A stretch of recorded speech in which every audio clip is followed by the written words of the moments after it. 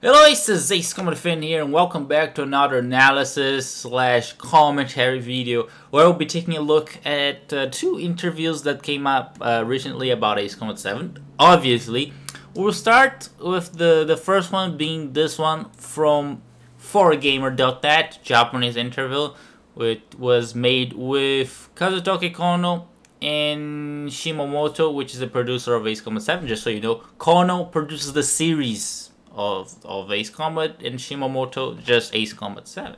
Now, of course, it's in Japanese. I can't read most of this stuff. So we'll turn to Reddit, where user BlackKite2128 has been very kind to provide a partial translation with the main points. I'll be doing just some of the commentary on that. So 4Game asks, we would like to confirm things like multi-launch missiles, railguns, and lasers, but are these going to depend on the aircraft chosen just like before, or not through aircraft customization? So Kono says basically that some weapons, some special weapons, will only work in some planes, so you can't just put your tactical laser system in every plane of the game, because that would just be weird, and this never happened in Ace Combat. Some aircraft do have their unique special weapons.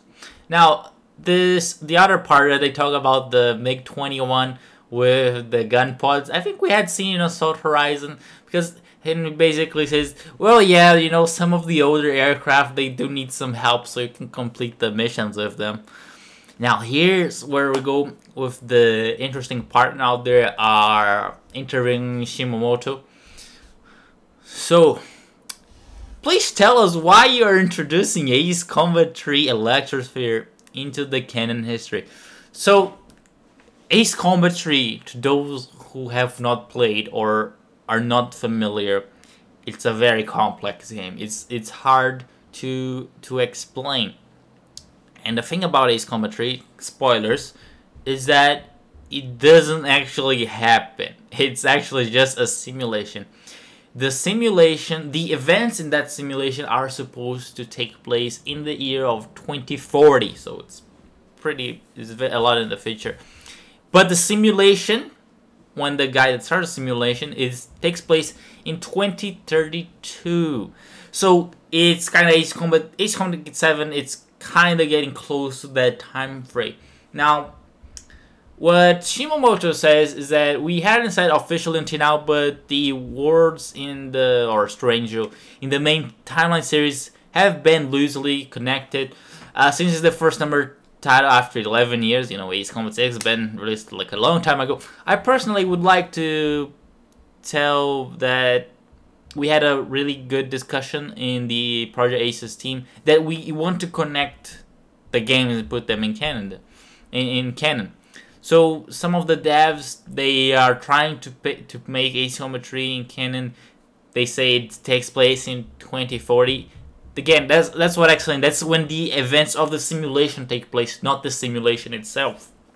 That's in 2032. And they even put the timeline on their website. I'm not sure if you guys saw in the last update of the Project Aces website, the Japanese website. They did put Ace Combat 3 the timeline, so I already had this idea that they're gonna try to put it to canon or connect the games some sorts. Now, the interesting thing about Ace Combat 3 is that the world is very politically, economically different, because governments in Ace Combat 3, they exist, but they are almost nothing. They don't have any power. What has power in Ace Combat 3 is the corporations, man.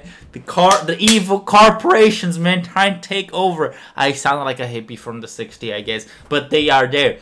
So, it is a theory, but if they really want to reconnect Ace Combat 3 to the main timeline, I think by the end of Ace Combat 7, there needs to be so much destruction that governments will lose meaning, and governments will start at least to take over slightly. So that's how that transition is going to be. Other main points in this interview, they say Kentaro Seki, which is a famous writer about military stuff in Japan, saying that the way the drones are used in Ace Combat 7 are realistic. I'm not talking about gameplay on how they fly, but their usage, their employment in warfare. And then in the other point it says Kono said that that black original aircraft was fan service. Yes, thank you, Kono. Yes, thank you. And the team plans to publish reading material of the history on their official website. Now, this has been a tradition. You can see here in Ace Combat 4, this is their website where they put a lot of the material, like what happens before the game takes place. So it's actually really good stuff that you can read. It talks about how the Ulysses meteor, the building of Stonehenge, the early stage of the war, which we don't play in the game, but it's the very early stage. But the problem is that other games, such as Ace Combat 6, which is the most recent main game, they only have that in Japanese. It's good information, you know. It has the specifications for the Agaian, which is kind of massive, but it's all in Japanese. If I recall correctly, Ace Combat 5 and Ace Combat 0 are also in Japanese. And it seems to me that Ace Combat 7 will be the same, because we can take a look here on the Ace Combat 7 website.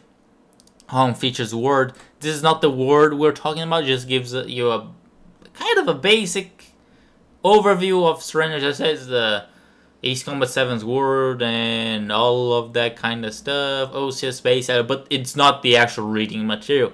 There is this area here that says column that it's not published yet. So I think that's where they're gonna put the story and that kind of stuff. Now the problem is, when you look in the American or international version of Ace Combat 7, there really isn't a space for them to put it there. They could create it, but it doesn't seem the content in the Japanese website and the American website, it's different. See, it talks about word, aircraft, specifications of the game.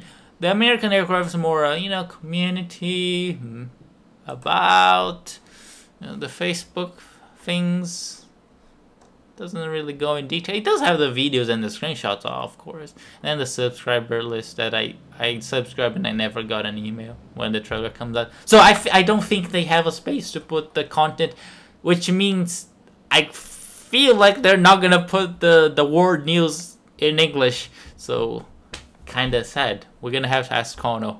Please, Kono, English, please.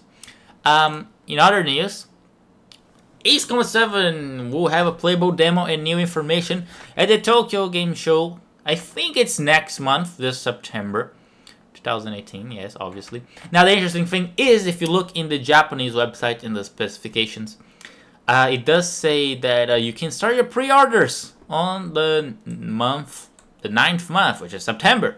So I think we're gonna have news on the game, like on the release. We are not sure yet, but maybe we'll get collector's edition, please. No, so we could get that, because it's a funny thing. They have not yet started pre-order in Japan. They did here in North America now, but not in Japan, which is interesting. And I hope that we'll also get details on the multiplayer. I hope that is what they're talking about, because it's getting so close to the release that we don't know anything about the multiplayer. Literally, we just know it's gonna be there. We'll have co-op at some point, or split screen. I mean, split screen. But other than that, we don't know. The second interview, this one is in English, so you guys can read without my help. So it's just from Project Lighthouse. They had 2 of their members there at Gamescom playing the demo, taking down some information. I'll have the link in the description so you guys can read. What I thought was interesting is that we're gonna have the high G maneuver. In case you don't remember, in Ace Combat 6, you would just press the throttle and the brake at the same time, and you would make your plane turn faster, although you lose a lot of speed, which means you can stall if you're not careful enough. We also have the return line. So even though Bandog said in the demo of Mission 6 that you can't cross, you can't cross. Thank you, Bandog. And I think, yeah, they mentioned how was their experience there playing the demo. It was about 10 minutes that it got cut before the cutscene there. And you do get a bag, a simple bag, if you were there. But anyways, hope you guys have enjoyed this analysis slash commentary on the interviews. Thank you, Belgian government, for being there at Gamescom, and also Hazawa, who were there in Germany, for bringing us the news. Link will be in the description if you guys want to check that out. Look at this. The Tupolev 160, beautiful plane. And hope you guys enjoyed, and see you guys next time.